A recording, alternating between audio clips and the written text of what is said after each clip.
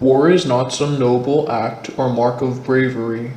It is endless pain and endless death and violent insanity.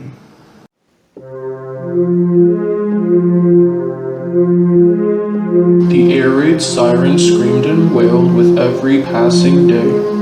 We soon began ignoring them in some incautious way. For every warning was a drill, destruction never came. Is it safe today? Will we die today? It was one big guessing game. And so it's quite ironic that on that day of fame, the siren sat in silence as we played the guessing game.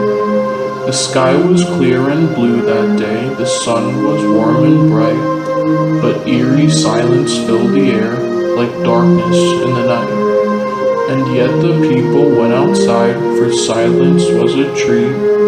The children laughed and played and ran and ambled down the street. But eerie silence doth foretell a dark foreboding tale. It was rife among the shadows, like some deadly fairy tale. It crept up every alleyway, it whispered down the streets, until the spell was broken by the sounds of our defeat. It started with a bomber plane, a sound we knew too well, and we ran into our shelters as the guise of silence fell. The ground began to rumble, and we cowered there in fright, as everything in vision turned a blinding shade of white. Next thing I remember, I woke up to disarray. I was lying in the rubble, in the midst of all the fray.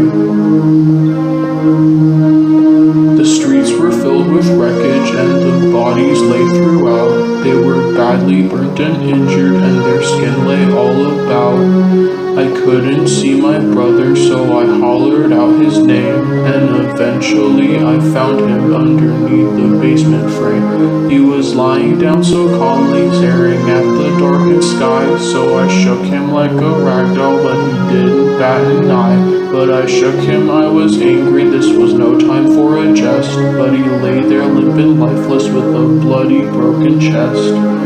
Life has been a lonely road since that dreadful day, but many decades have elapsed, and this I have to say.